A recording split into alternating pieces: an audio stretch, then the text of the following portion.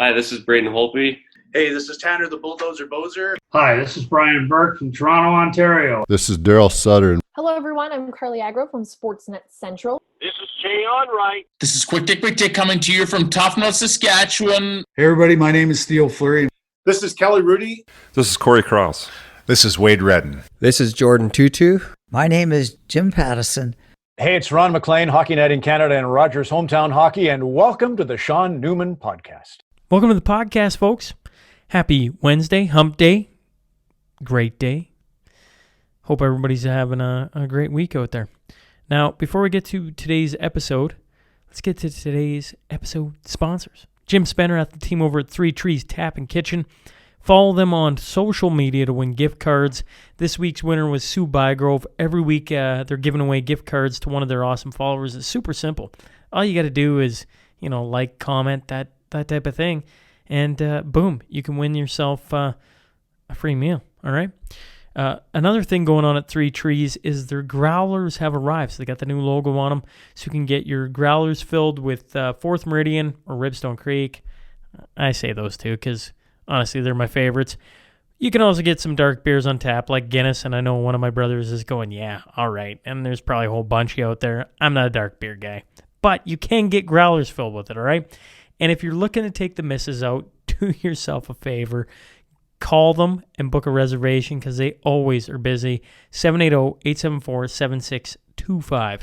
Mac Construction. They've been doing business locally for over 12 years with over 100 homes completed. Mac Construction is a design, build, custom home build operation that has specialized in constructing custom homes, cottages, and RTMs throughout Lloydminster and community since 2008.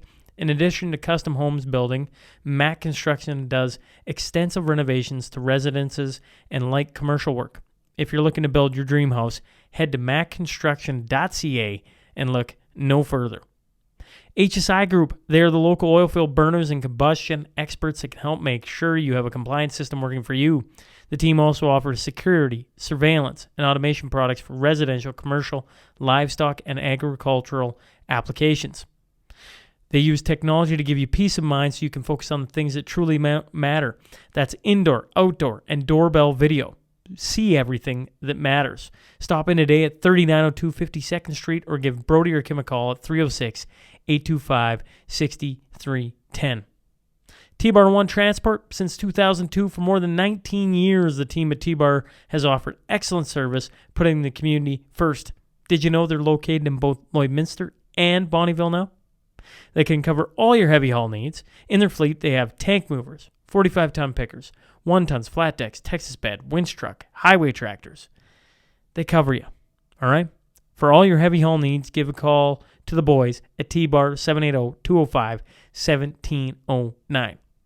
Jen Gilbert and the team for over 45 years, since 1976, the dedicated realtors of Coldwell Banker Cityside Realty have served Lloydminster and the surrounding area. They offer star power, providing their clients with 7-day-a-week access. They know service is a priority because they big life decisions, we all know they don't happen during office hours. Did you know when it comes to rental properties, they are the biggest licensed residential property management company in the city of Lloydminster? They deal with over 250 rental units. We're talking houses, apartments, and condos. And if you're the guy who owns it, or girl, they do direct deposit. So get rid of the headache. All right? We know that home is truly where awesomeness happens. Coldwell Banker, Cityside Realty, for everything real estate, 24 hours a day, 7 days a week, 780-875-3343. I mentioned on the last episode that SNP billboard has moved. It is closer to the airport now, so if you're traveling along there, you'll get to see the amazing work that Read and Write has done for me. If you're looking for some outdoor signage, I would suggest looking into Read and Write.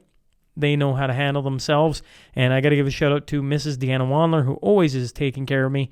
I just got to look around the studio and see my signage, and that's all through Read and Write. Gartner Management is a Lloydminster-based company specializing in all types of rental properties to help meet your needs. Whether you're looking for a small office or 6,000 square foot commercial space, give Wade Gartner a call today, 780-808-5025. And if you're heading into any of these businesses, make sure you let them know you heard about them from the podcast, right? Now let's get on to that T-Bar One tale of the tape.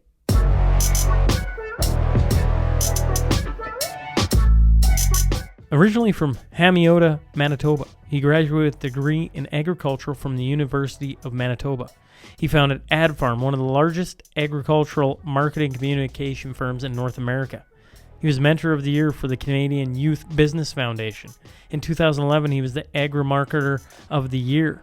In 2012, he was inducted to the Canadian Agricultural Hall of Fame. In 2017, he received the Order of Canada, the highest civilian award in the country. I'm talking about Kim McConnell. So buckle up.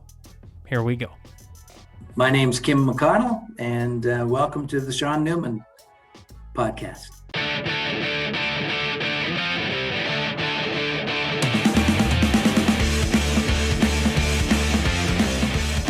Welcome to the Sean Newman podcast. Today, I'm joined by Kim McConnell. So first off, sir, thanks for hopping on with me.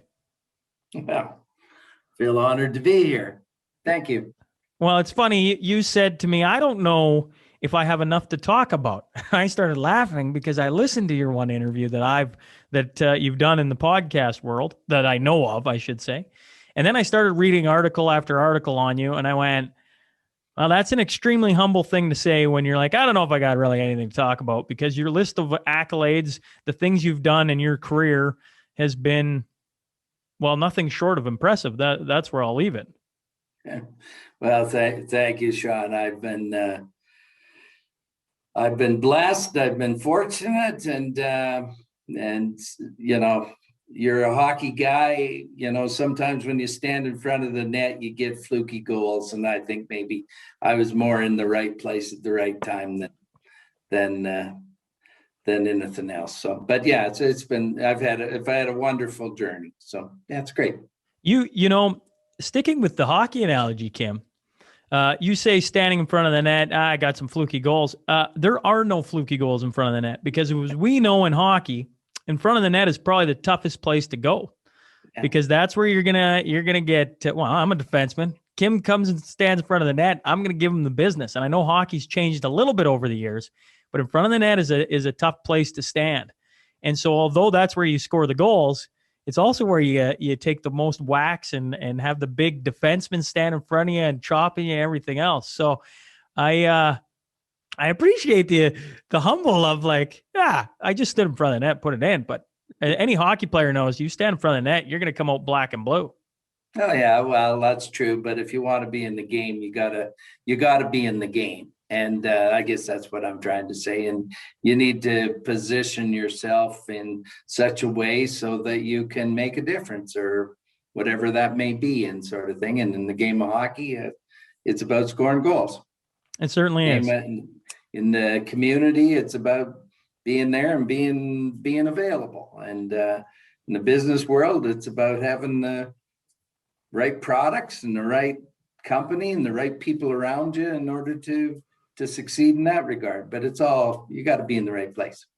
Well, I want to go a little bit back into your younger days. You're originally from Hamiota, Manitoba, which is a little farming community by the looks of it that is probably very similar to what a lot of us here in Saskatchewan, Alberta grew up in. I read an article that I thought was really, really good. It said your dad had given you, or maybe your parents had given you really good advice at a young age. They said, before you take up farming, you should go to university, get an education, and work for a few years off the farm. And I thought maybe we could start there, because I think that's fantastic advice for whether you're on the farm or whether your parents own a big giant business, right? You should go find yourself and find what you actually want to do, and go experience somebody else other than your parents telling you what to do. Well, let's start with first off, I grew up on a farm, and as a result of growing up on a farm, I think you get the opportunity to see many things. You get to see life, you get to see nature, you get to see the environment. You learn the value of hard work, especially when you don't have any money. And those were the days when we were that. So, I think I was fortunate that I grew up on a farm. I was definitely fortunate that I had the parents that I had. They were leaders in the community. They were inspirational. They pushed you, but they guided you and supported me and my brother and I all the way through. I think I was really fortunate. I grew up in a little town. We didn't have a choice whether we played hockey or because we didn't play hockey. We did. If I didn't play hockey, we probably wouldn't have a team. That's how it was. We learned to. I played basketball. I played curling. We curled. We did all of those different things. I got on student council. I got on all those things because it was small and you could. So the benefits of a small town, I think, certainly provided me some characteristics and some skills that you probably don't get in some other areas. So I was fortunate there. And then I was also fortunate, I think, to be in 4-H. And 4-H to me, I don't bleed red, I bleed green. And if the principles of 4-H and the meeting management and the public speaking and the discipline of having a project and the whole works like that was wonderful. So that gave me the grounding, I guess you would say, Sean, that I was pretty darn lucky. Not everybody gets that type of thing, and I was in the right place. I was in front of the net. Now, since I was a little guy, I wanted to farm. That was where our family farm goes back to 1884, and it was in our blood, and I enjoyed that. But Mom and Dad said, "Great, come on, that's good, but you got to do two things, as you mentioned. You need to get an education because we basically didn't." My dad and my mom was a teacher, but my dad, he was big and strong, and he had to stay home and help on the farm, sort of thing. So he didn't get the opportunity to do that. And then the second thing is that they said, and you're going to do something off the farm for a couple of years because we didn't get that opportunity. And then you can see and you can do some different things. And then if you want to come back home to farm, then that's wonderful, let's come. But you're coming because you've had other options and you've chosen that career, not necessarily that was what was expected of you in that regard. So I think that was very good advice. So after university, I have a degree in agriculture at the University of Manitoba. I went to work in the crop inputs industry. And that was the very early days of the crop inputs industry in the herbicide and the pesticide business. And probably that was so wonderful. I met, I saw the structure of business. I saw the great leadership, the whole works that came with that. So then after 2 years, I asked to move. I was in sales in Edmonton, and I asked to move back to Brandon, and I kept the sales territory. And I rented a bunch of land, and I farmed with my dad and my mom, and I got to do that for 1 year. And then the land that I was renting, the individuals decided they wanted to farm or wanted to come back and did. So I basically lost my land base. Now, Mom and Dad said, sure, they were going to help me, but you know what, Sean? They were finally making some money. And it had been a pretty hard go in this thing. And here I was going to be sort of noodling in on it. And I didn't think that was maybe the most fairest thing. And by the same token, the company was adamant that I was going to move on and move up. And they wanted me to go to Toronto. And no disrespect to Toronto, wonderful spot. It was a long ways away from the farm.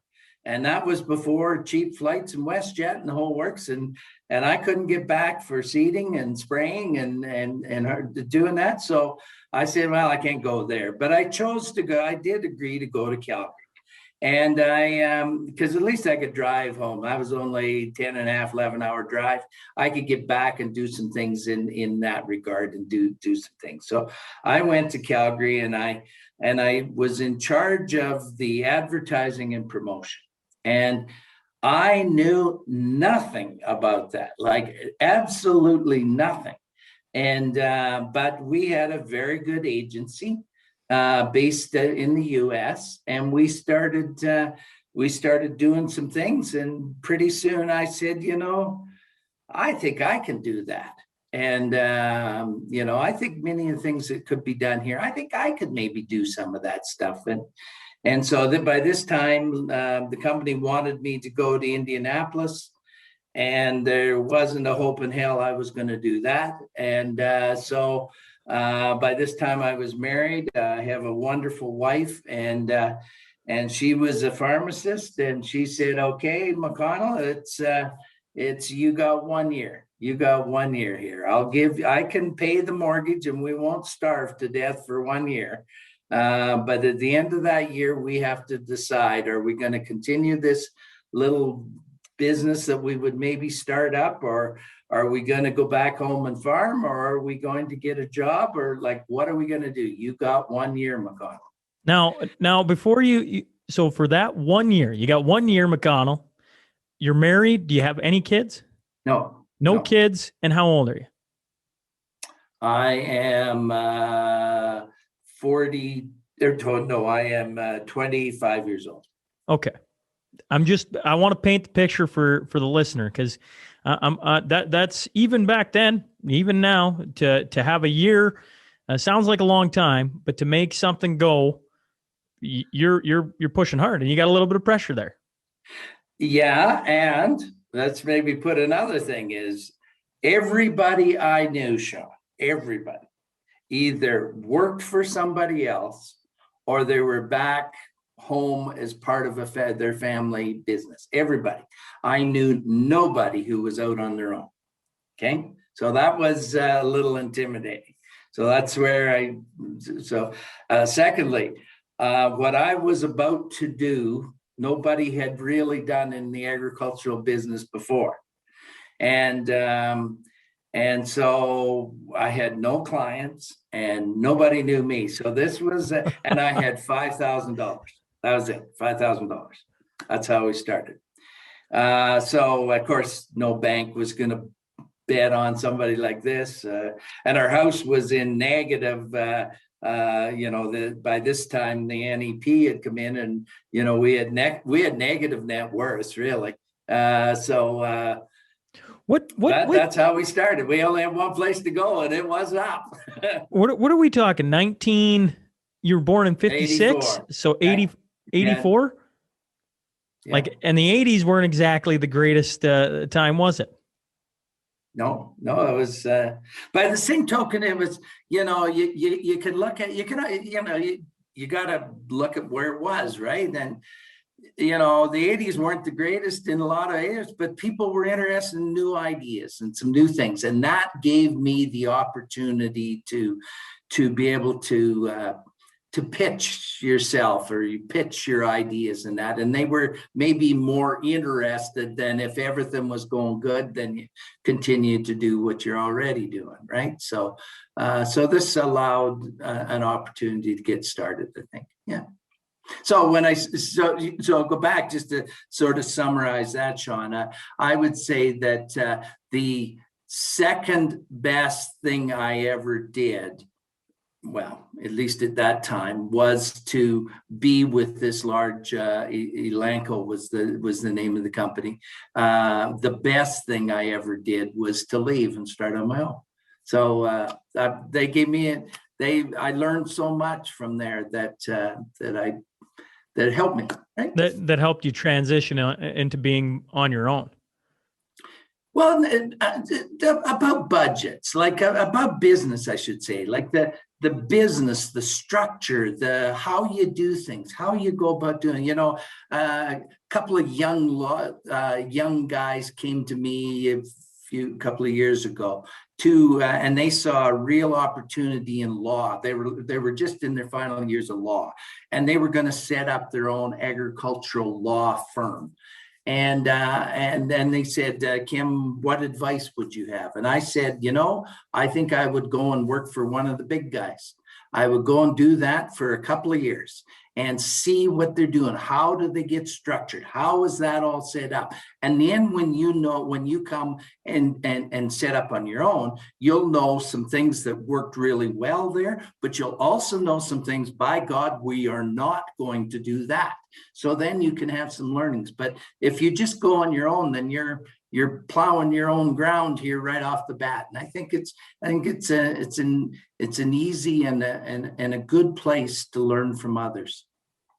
Well, and it kind of gives you, well, you already kind of said it, like that experience gives you kind of the lay of the land, so to speak. So you know which way to start heading. I mean, no matter when you start out on your own, I assume, it's a little bit of a journey into the unknown, but at least by having the lay of the land, you kind of know what to expect, at least at the beginning.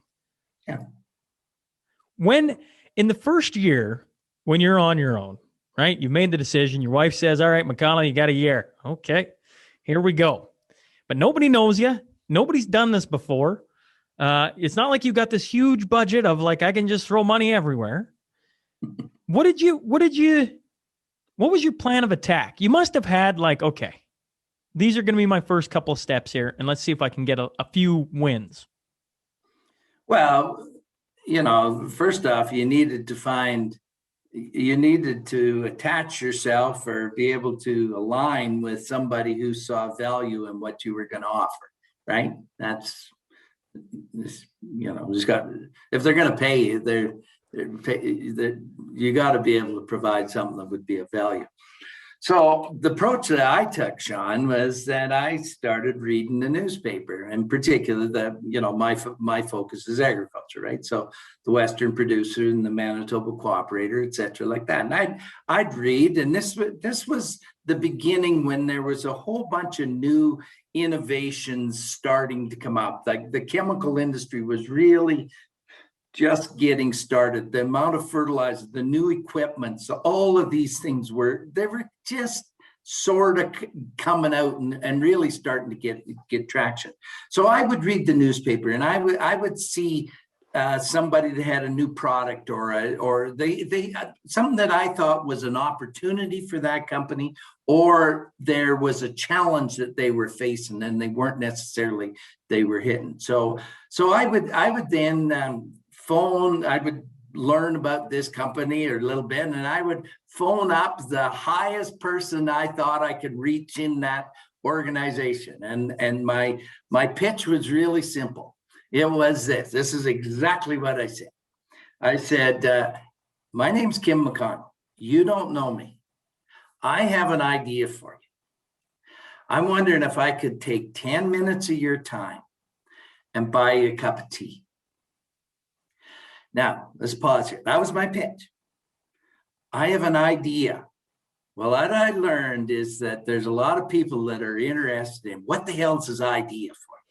Okay, that's number one. Number two, 10 minutes is not a long time. You can find 10 minutes. And a cup of tea could be coffee, tea, lunch, breakfast. I don't care. Just get in the door. So then I'd get in the door. They'd somehow let me in. And I'd come in and I'd take my little newspaper and I'd say, well, this is how I'm reading this. Or did I capture this opportunity or challenge properly? Yeah. Well, I think I could maybe help you with this. Here is the nibble of the idea that I think would maybe be of value to you as you looked at doing this. Does that make any sense? Yeah, that makes real good sense. And then I'd say, well, just a second. I promised you 10 minutes, and I am not going to take over more than 10 minutes. But what I would love to do is come back and flesh that out in more detail and give it to you in a couple of weeks and talk it through. And usually they would say, Kim, that's wonderful, but you're talking to the wrong guy. You need to talk to Mary or Pete or whatever else it is. And then they opened up the door and they took me in. And then I would maybe get this. So it's usually coming from top down, et cetera. And then I got somebody, got their attention and was a little project. I never wanted the whole client. I just wanted one little project. And then I would service the hell out of them, to be quite honest. And then I'd maybe get a chance to do more. And then we grew and grew from that. And then, so that's how it started. And then we started putting people around me who actually knew what they were doing. They were valuable people. And then my job was to continue to do that and coach them in a sense and help them be able to move forward. And that's how we grew. And then we basically grew and grew and grew. That right there is probably sales 101 coursework at some university, right? Like that's coming from a sales guy, right? Like that's what I do. I do sales, and hearing the way you talk about just how the initiative to call people up, to have that ability to fight through some of the area, to get to one person, to sit down with them for 10 minutes, to pitch them an idea, but not really give them the full idea. Man, that's curiosity in itself on the other end, right? If you came in and did that to me, I got to meet with them one more time. But on top of that, then to get directed to the right person, because as we know, you can have the greatest idea, but if you're telling me and I have nothing to do with any of it, it's like, well, that's a great idea, but I literally can't help you. I mean, that in itself is a huge chunk of the battle. Like that's brilliant, actually, Kim. Yeah, although, Sean, be a little careful here. In those days, the companies, the agricultural companies, were pretty small. They would have had somebody at the top. They might have had a research department. They would have definitely had a sales team. They would have maybe had production, etc. They didn't have a marketing department. They didn't. So basically what I come in with some marketing thoughts, and I became their marketing department, right? But you know what, just go back on the sales thing a touch. As we grew and we started putting people out that would knock on doors and do stuff to expand the business. They used to say, Kimmo, we need better tools.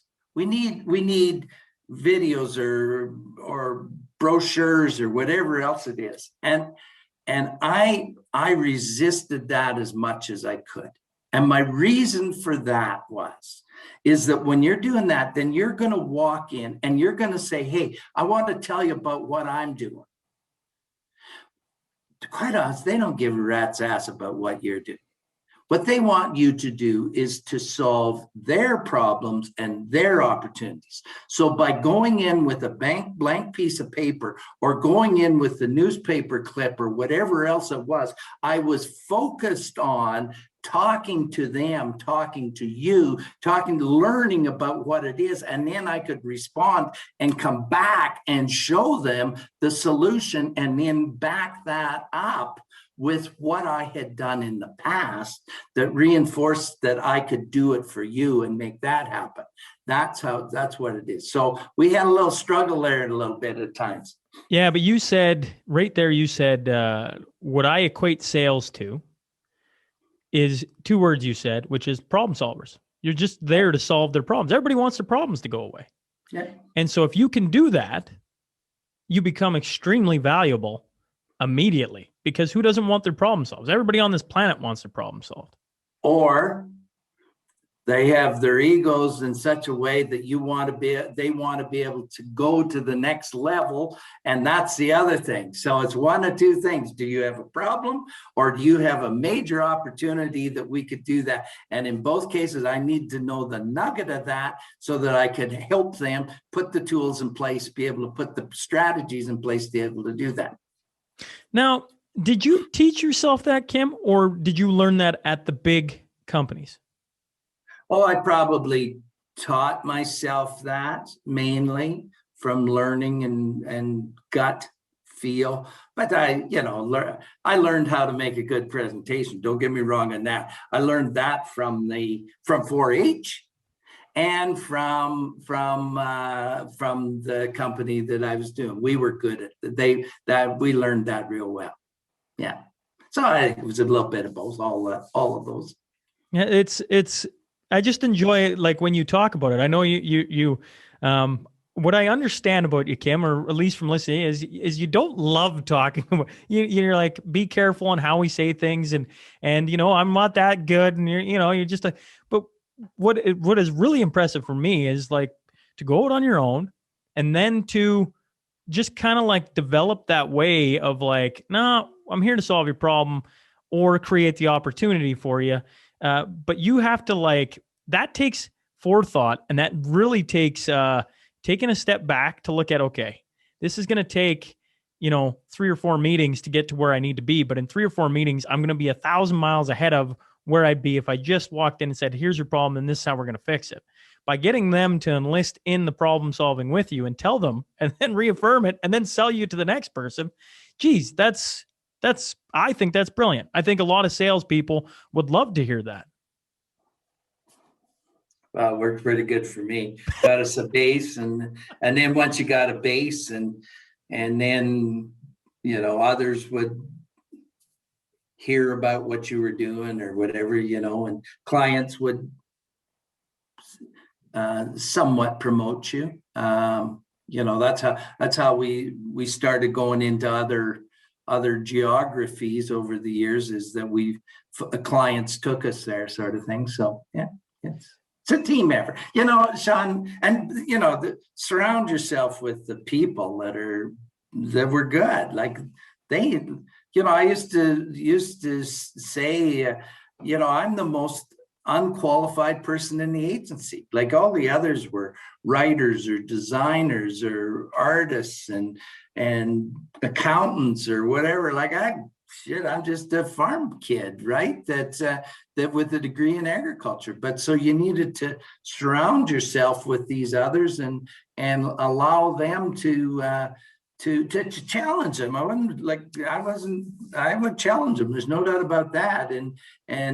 But I think they learned, and I certainly learned, and we grew. So I would say success is a team sport. You don't.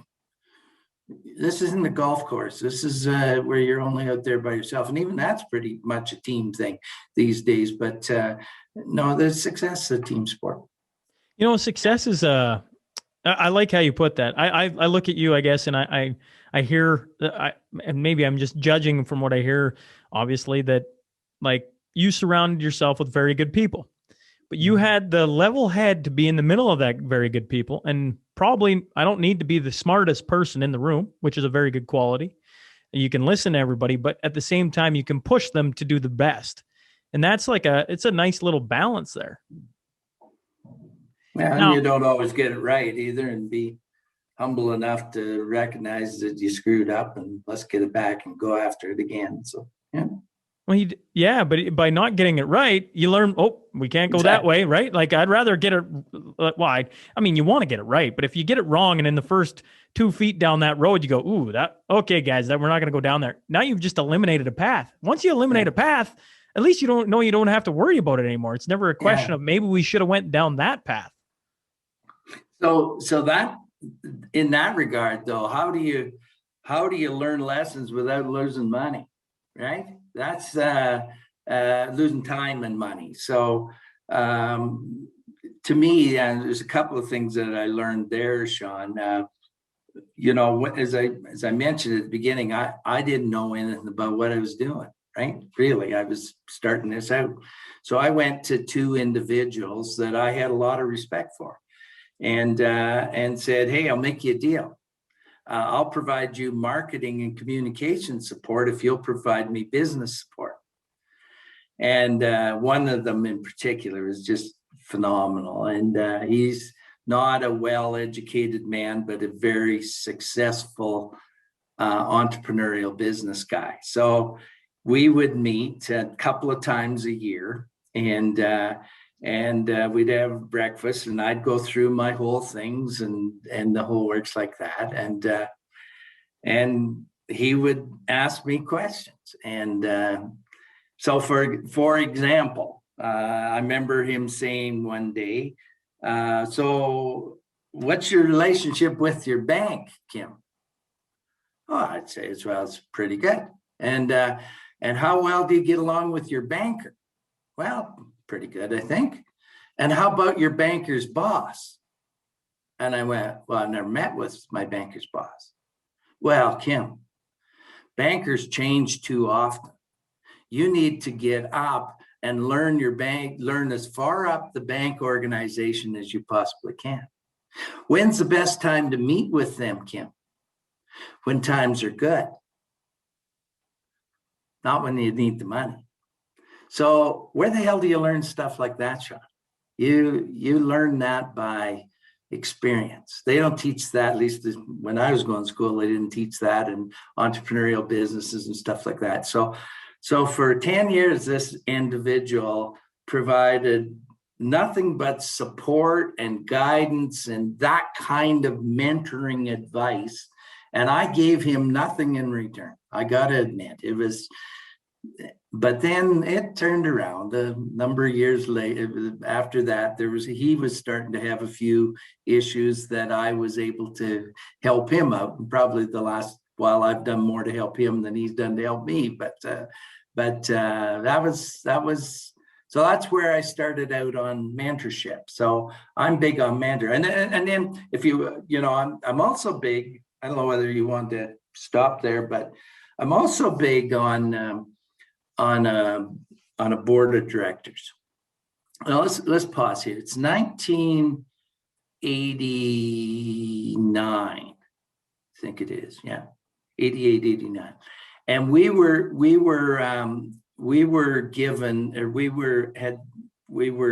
secured the business for the Royal Bank. So the Royal Bank had 4 agencies, and we were the one for agriculture in the rural markets. Now that was Sean, that was a turning point. That was, before you were working for some little company or whatever, when all of a sudden you said, well, you're the agency for the Royal Bank, they were, whoa, wow. That's neat, right? So that was kind of a launching pad client that we do. So I'm reading their annual report, and I'm going through and I'm reading, here's the Royal Bank. This is the largest market cap company in Canada at the time. They're the most respected company. They've won all these awards. They were the most profitable company, da-da-dee-da. And they just paid their chairman and CEO $1.5 million. And that was unbelievable amount of money, right? And I'm thinking, today that's probably what they make in a day. I don't know, but in those days that was a lot of money. So then I turn the page, and here is the board of directors. And the board of directors was basically the who's who of Canadian business from the various industries, and that it was the senior players. And I'm saying to myself, why does the Royal Bank have a board of directors? Well, they have it for fiduciary reasons, all that other things. Okay, that makes sense. But they also are using these for insights. They're looking, they're getting on top of the energy industry, the agricultural industry, the consumer industry, all of these different things. They have somebody that is a leading force doing that. And I'm saying to myself, if the Royal Bank needs that, and they're paying a guy $1.5 million and they still need that, why don't I need that? So 1989, I think it was, we developed a board of directors, and we put 2 people from the outside on my board. Now, I was an advisory board. They didn't want the risk associated with my business, to be honest. And to be quite honest, they'll go the other way. It was my business, and I was ultimately going to make the decision. I wasn't, but they were advisors, but we ran it like a big business. Oh, that was one of the best things I ever did, was to put these outside people on that provided insights and guidance and the whole works like that. And Sean, it doesn't cost anything. The one guy, I had to pay $100 an hour, minimum 4 hours a quarter. So $400 4 times a year. Okay, that was the other guy. I had to take fishing. Okay. Now that probably cost more than the other. Don't get me wrong on that, but that's where it went. But the insights, the challenge, and you know what? When I came and said, we're going to do this, I did not want to be embarrassed in front of my board. Okay, so that just elevated things. So I am a big believer in mentors. I am a big believer in boards of directors that can do that. And I believe today that many family-owned businesses, farms or whatever else it is, would be so much better off if they put 2 outside advisors that they really respected, both generations respected, okay, that would be able to understand, provide, ask questions, provide some sober second thought of advice, etc., like that, and then they still make the same decision. I think they would be so much better. Our employee base loved it when we went to do that, when we did that in 1989 or 90, whenever it was that we did that. So that was a very good thing to do. I feel like my brain just like put that in storage, because I'm sure a bunch of people who just listen to that are gonna be like, wow, that was really good advice. I gotta bring you back to the mentor thing for a little bit, because I love the mentor side. It makes complete sense to me. I'm curious, how did you choose your mentors? Like, did you have your eye on two guys? You mentioned two, one in particular. Were they leaders in the industry? Were they just people who you admired their approach to business? Like back then, how did you go, that's a guy I want to follow? And was he in the same industry, or was he in, I don't know, was he in entertainment? Well, did it matter? In that case, first off, all I know, my industry is agriculture, right? So they were in agriculture. This was an individual that was entrepreneur. They're both entrepreneurs. So they had started with nothing. They had grown. They'd done the whole thing. They had walked the path that I thought I was going to want to walk. It was they took a different trail, but it was still, they were on a different path. I didn't know them overly well, but I knew them enough that I had tremendous respect for them. Okay, so, and I think that was also, to me, my mentor would not be my accountant or my lawyer or whatever, because you can hire that, and you should be using those. Those ones are, so I wouldn't hire the family friend, because I can still go and talk to them, right? I went for somebody that I thought could really help me in this period of time. And I didn't, like, there was no time limit on it. It was just, hey, this is what I'm doing. I'm wondering if you would be willing to spend a little bit of time and sort of guide me and tell me what to do. I'll be as open as I can to you in that regard. I don't even think I called it a mentorship, because I'm not sure we knew that was a term that we even called it in those days. But and you know what, then and they loved it. They loved it, because they got to, in a sense, relive their journey through me. Know what I mean? And I got to learn the experience of different things in that regard, right? So that was one. I still have a mentor, Sean. My mentor is 86 years old. He is a leader of leaders. And I met him many years ago.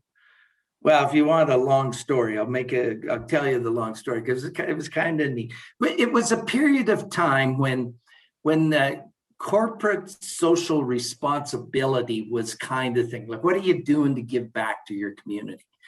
And I was struggling with, what should we be doing to give back? So I contacted 4 people in Calgary. I didn't know them at all. Just read about them, like really high-profile individuals. And I contacted each of them and asked them if they would have a cup of tea with me, right? All 4 of them did.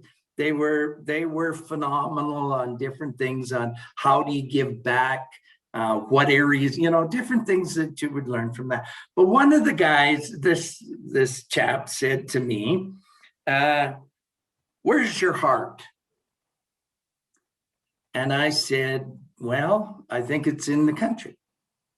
That's good, he said. I have a question for you. Where does a battered farm wife go for help? And I went, I don't know. I suspect she either stays home or she goes to the city. And he said, yeah, I think you're right, Kim. Focus your attention in the country. It's guys like me that have got responsibility for the city. The country needs. So what his guidance there was, that's why we started doing things with 4-H, more with leadership, more with the Canada Food Grains Bank, do things like that. That's how we gave back, because we were really focused. But that gentleman taught me some really good things. So over the years, I have kept in touch with him. And we would, it's a very informal relationship. But when I get into issues that I think I need the wisdom of this seasoned leader, and that's what he is a leader, then I go to him. And when he gets into things, then he calls and says, Kim, I need your help. And by golly, we go after it. So that's wonderful. So now I get to mentor a number of businesses. I have 4 formal mentorship programs with things, and then a bunch of others that just call and I would help every once in a while. But I really quite love this. It's that's a real fun component on that. That's it's really good advice. You know, I go back to my initial comment. I laughed when you said, I don't know if I got anything to talk about, because I go like, what you're talking just, I don't know, resonates with me a lot. I really enjoy, whether we're talking the sales all the way through the mentorship, the board of directors, all that is extremely good advice. One other thing, you know, I want to slowly wind this down because I don't want to keep you all day. You had figure out your greatness. And I thought that was, you know, greatness, I assume you can equate to passion or anything else, other words there, but it said figure out your greatness. And I wondered, did you figure that out early on, and how did you stumble across it? Or was it always there because you wanted to be a farmer, so you knew it was going to be around the agricultural industry? Well, yeah, I think, you know, I'm looking at you and you got hockey in the background. You're always going to be around hockey. It's a passion. It's something that you enjoy. Agriculture is something I love the people. I love the land. I love the fact that we're feeding. Like, I like all aspects. So I knew that was the arena in which I was going to play. Right. So that would be where it was in that. Where did I don't know whether I figured out my greatness. I will tell you though, it was 1982, and I'm still working with this with the company, and I went on a large trip with my university roommate, and we went to South Africa, and so we're in Kruger National Park, which is the largest wildlife park in the world. And we're in this compound, which is, you know, huge fences and that around to keep the wildlife out. And and we were in this mud hut. That's where we stayed, in this mud hut.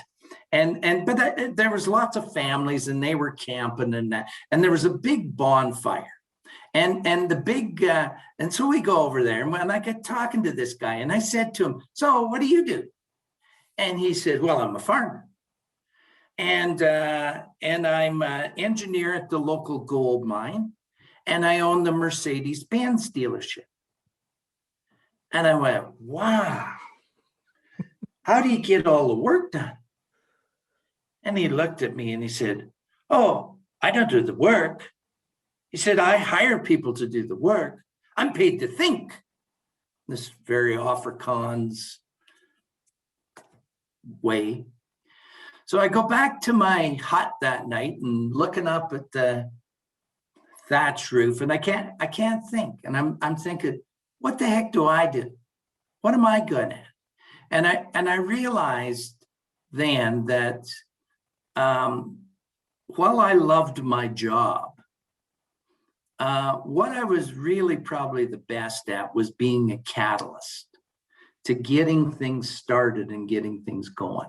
And I also realized then that I really needed to control my own destiny, that I needed to do that.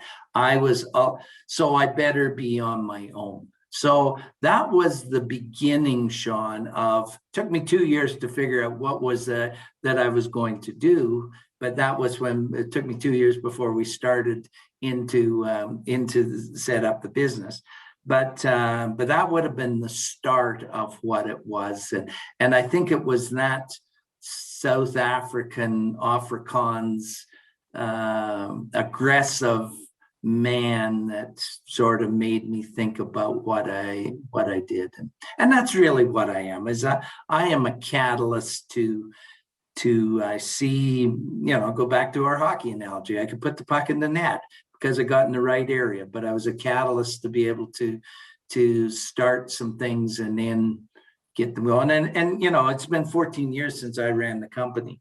And so I really don't have much to do with that, but I do now initiatives that I think are important. They may not be important to you, but they're important to me and the industry in which I think we're involved in. And so I kind of get them up and get started and put some people around them, and then I can go back and do other things. Well, I could talk to you probably all day. So we're gonna slide into the Crude Master Final Five. Just the final 5 questions. Go as long or short as you want, Kim. I really do appreciate you carving out some time on a Saturday for me. But a shout out to Heath and Tracy McDonald, who have been supporters of the podcast since the very beginning. The first one is always for a first timer on the podcast. If you could do this with somebody, sit down across them and pick their brain, who would you take?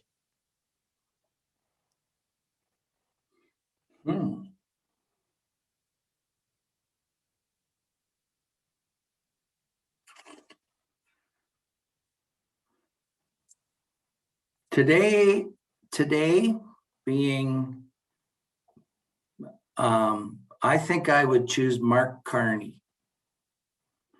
Now, Mark Carney, as you know, was the head of the Bank of Canada. He went over and became the head of the Bank of England.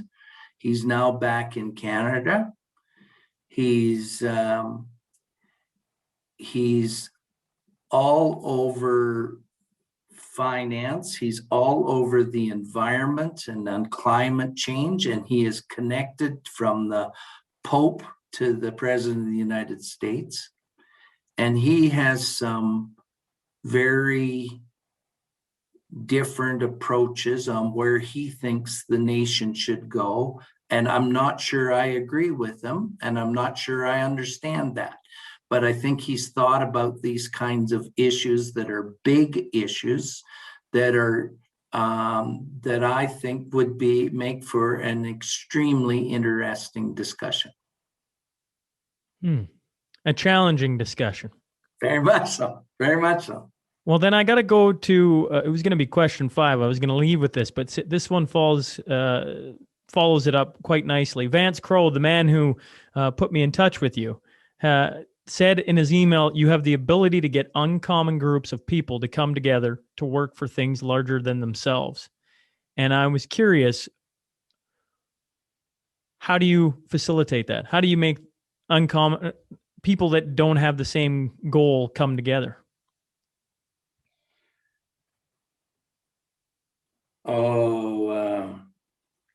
I'm not sure I know the answer to that part, but let me look at it.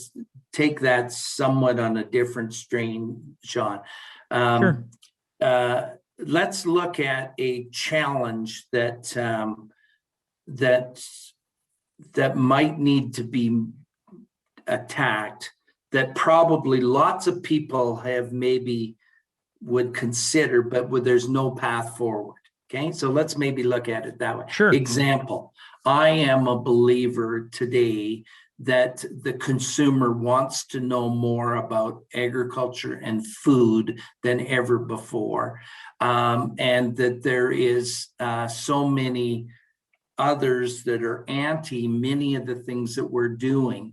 And we need to, one of the biggest challenges, I would say the biggest challenge agriculture faces, one of the biggest anyway, is building public trust within our food system to the consumer. So how did I get that started? So what I did is I first off, lesson number one, start small. Start small. I put 3 of us around the table and we come up with, this is the best ideas we can. And then we expanded that and we put 25 people around the table. And we described the challenge that was that. Do you buy into that? Here is a potential way of going about it. We did not make it look pretty. It was just, we just sort of fleshed it out. Does this make sense? Then they would add to it and make it better. But they did something else. They're now hooked, right? They're now part of it. So then we expanded to the next level. So we went from 3 to 25 to 150 to then the industry that goes forward with that. So I think my initiative would be, and my answer to that is start small, start with some good thinking in there, broaden it and get other people to add to it, beat it up, make it better, and then just sort of flesh it and move it forward. But keep moving it forward, keep communicating, keep going like that. That's probably how I do. What's maybe the favorite book you've read in the last year, or if you want to go a little further back, you may? I read a really neat one the other day that I quite enjoyed, and it was called The Ride of a Lifetime with Bob Iger, the president CEO of Walt Disney. I thought that was an excellent book. I really quite enjoyed that.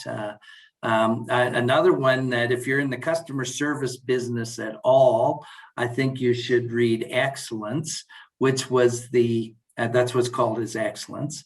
And it's written by the guy who was the founder of the Ritz-Carlton hotel chain and what they did in that, the highest ratings of the. Now, if you're in sales and in customer service, those are two. That's a book I found a lot of value in. I probably as an entrepreneur, the book that has helped me the most is really a guy. It's a guy by the name of Vern Harnish. And Vern is about my age, and we started our businesses more or less at the same time. He was a little bit ahead of mine. He set up the initiative called Young Entrepreneurs, which is young presidents, same thing like that. But you had to be an entrepreneur. You had to have done this before age 30. You had to have so many sales and so many employees, et cetera, before age 30. And you had to own it, and then they kicked you out at age 40, right? So you had that period, and we worked together, and that was an initiative he set up. But he also his book that he did was Mastering the Rockefeller Habits, and I have insisted that many of the people I mentor in small business read that book. His newest one is called Scaling Up. And it's how to take your small, medium-sized business and scale it to the next level. I find those two things are how to write a business plan, how to hold a meeting with your staff. Like those are hands-on books. Know what I mean? Yeah, absolutely. No, I appreciate the first one, The Ride of a Lifetime. I like biographies and stories like that, the highs and lows. So, Disney's Disney's my favorite place in the world. I've been to Disneyland, I wouldn't guess, Disney World, Disneyland, 25 times, probably 30 times. I just love going. It's whatever you do. Disney's motto, whatever you do. What Disney motto is, whatever you do so well that people will want to come back again and bring their friends with them. And I just think that was wonderful. What is it about Disney World that just got you hooked? Well, first off, it's fun, it's happy, it's clean. it's like you could eat off the streets. Everybody's having fun. You go in, you're inspired, you see new ideas. It's continually changing, but never changes. It's a small world, has been there since when he opened in his first one, right? But yet the new shows and the new things. And I don't know, I just love going to Disney. Brings the kid out in me. There's a lot of people who love going to Disney. You're not alone there. That is for darn sure. What's one piece of advice you give to entrepreneurs? If you have one piece that, in mentoring across the board, when you first start out, what's one of the things you've learned in your career, Kim, that you try and pass along? And you've probably already said 3 or 4 of them. So if it's a rehashing the same one, that's fine. Well, I'll probably be curious. Be curious. Ask questions. I hope you're going to edit all this stuff because, I'll tell a story. But just this is a long time ago too, and I said a minute ago I was in this young entrepreneur thing, and we have a forum. So there's 8 in our forum. And we still get together. Our forum still gets together, and we all started out basically with nothing, and we've all done pretty darn well actually. But we get together and we enjoy it. Anyway, so we had this. We decided for this year that we were going to bring an outside guest in to our meetings when we met. Okay, so this is what we'd say. We'd say, Sean, we would like you to come to our meeting, okay? We'd like you to come and tell your story. You have 20 minutes. Please don't come prepared, okay? Now, what we wanted was just come, just tell your story and what we're doing. And they went as short as 45 minutes and as long as 5 hours, okay? And it is amazing who you can get in to see if you just ask. I'm sure you find that right now. It's amazing who you can interview if you just ask, right? Right. Most people are scared to ask. So it's amazing who we've had in to be able to chat with us, okay? Anyway, this one time we had this guy come in. Nobody would have known him. Actually, I brought him in as somebody I kind of thought. And he came and he said 4 lessons in life. A look in the mirror, a black tie dinner, a Guy Lombardo and the Royal Canadians, and Imelda Marco's shoes. Those are my 4 lessons in life. So then he explained, he said, I looked in the mirror one day and I said, I look a lot like my mother and I look a lot like my father. What did I get from my mother and what did I get from my father? And he said, from my mother, I got a sense of curiosity. Always ask another question. Ask another question, because you will know then a little piece more than the next person does that. And from my father, I got a sense of adventure. Go and do things. Just try them. Go and do them. So that was my first one. He said, a black tie dinner. I went to this black tie dinner, and here was this fairly famous person sitting at the table. And I said to him, so how is business? And he answered, and then he said, but the night is much too short for this. Tell me, what have you done recently that is meaningful and has value? And I went, oh, gee. More specifically, what'd you do 2 years ago today? And the guy said, Al said, I wouldn't have a clue. He said, do things that are meaningful and have purpose. The third thing he said was, I went to a funeral, and the funeral, very good friend, and the eulogy said the day she was born was the day that Guy Lombardo and the Royal Canadians opened up the Waldorf Astoria in New York. And he played this song, and it went something like, "Yesterday's upon us. It's later than you think. Do it while you're pink." Okay. So in other words, live. And then his final one was Imelda Marcos's shoes. Now she was the head of the Philippines, or her wife of the Philippines. And when they were going through, and she had 1,800 pairs of shoes. And he said, "Why does any woman need 1,800 pairs of shoes?" So then he said, "Well, how many pairs of shoes do I have?" So he went and he counted them, and he said, "I had 12 pairs of shoes." Why does any man need 12 pairs of shoes? So he decided he needed 3. But then he started thinking, well, how much of a lot of things do I need? How much money do I need? And he figured out how his lifestyle and what it cost and how long he thought he'd live and etc. And he added it up and he went, "I got it.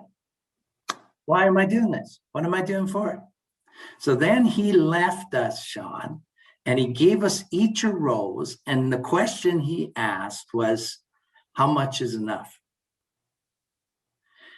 And we spent the rest of the day talking about really how much is enough.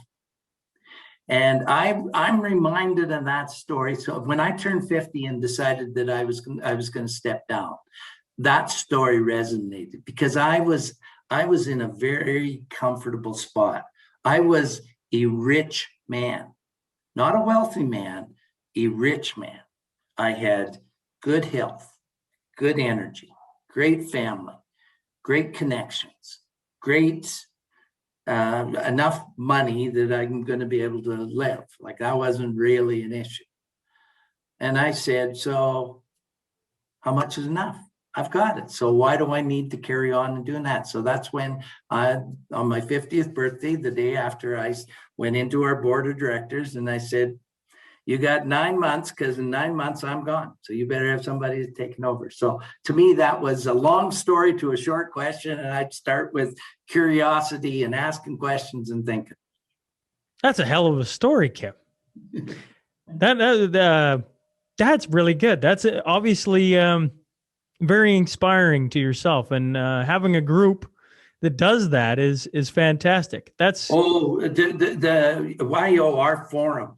That's let me assure you that we still get together. We don't get together. We used to get the issue was you got together. We met the second Wednesday of every month from 3 to 6. Missed 2 meetings, you're kicked out. For every minute you're late, it's $1 a minute. Okay, so that's how it was. So now we still meet. We just don't meet very often anymore. But I will guarantee you, I know those 7 other people better than their spouses do, and better than their business partners do, et cetera, like that, because we have walked the roads together. The meeting is always the same. And this is how it's structured. You go around the room and you have 5-minute updates. So you have 5 minutes to give an update on what is the best and worst thing that's happened in the last month in your business, personal, and family life. So we go around the table in that. And then there will be something that comes out that, Sean, you got an issue on this, that we need to discuss that. So we park that over to the side and we will get to that. Then there is a topic that somebody has. So it could be your meeting, you bring the topic. And I want to talk today about I've got growing, I got some people issues. I don't know how to do my performance reviews the way I would like to do, et cetera. What are your thoughts? Now, so we go around, and what you can't say, Sean, what you can't say is, I think you should do this. That's deemed out of order. What you can say is, when I face that, this is how I handle it.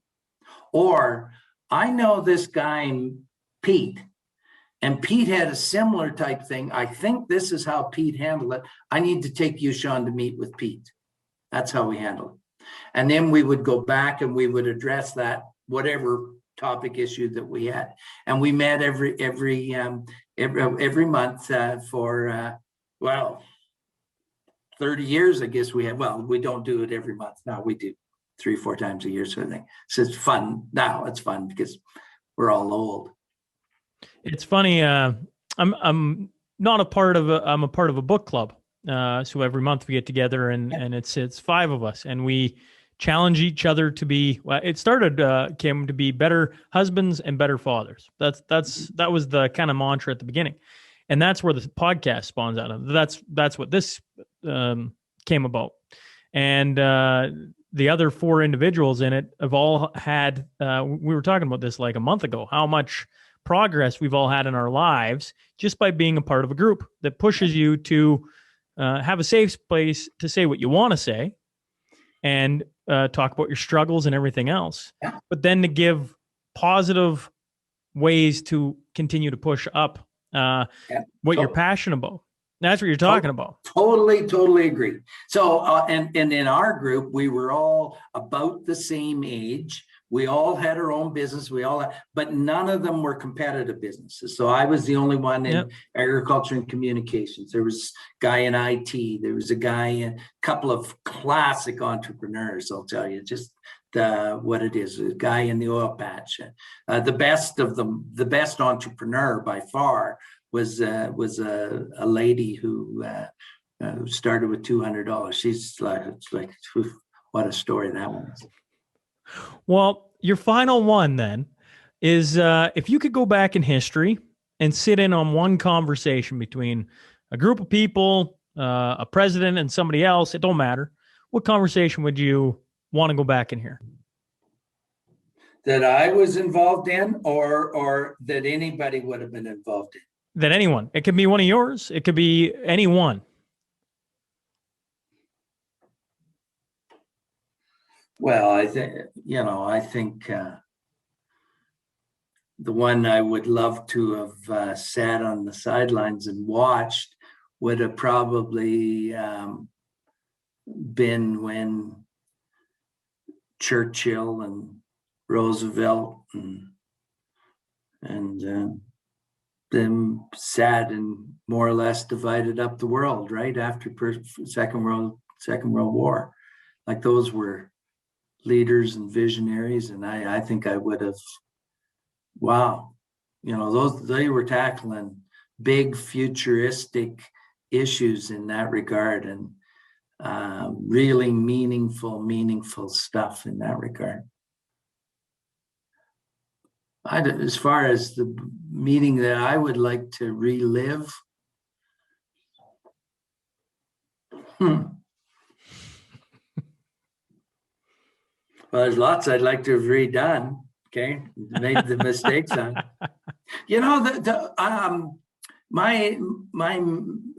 This guy taught me how to raise money for organizations.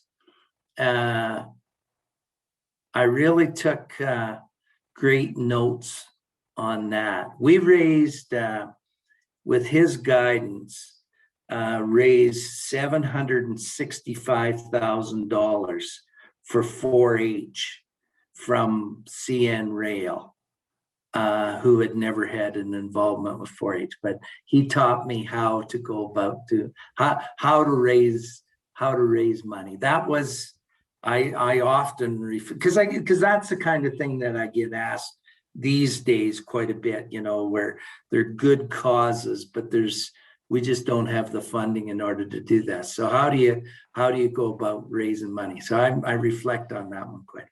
Well, I think Vance said it in his email. I'm about to embark on a bike trip in the middle of start of June to an ag guy, Mr. Quick Dick McDick in Tufnell, Saskatchewan, and go there and back and raise money for breakfast programs. So what?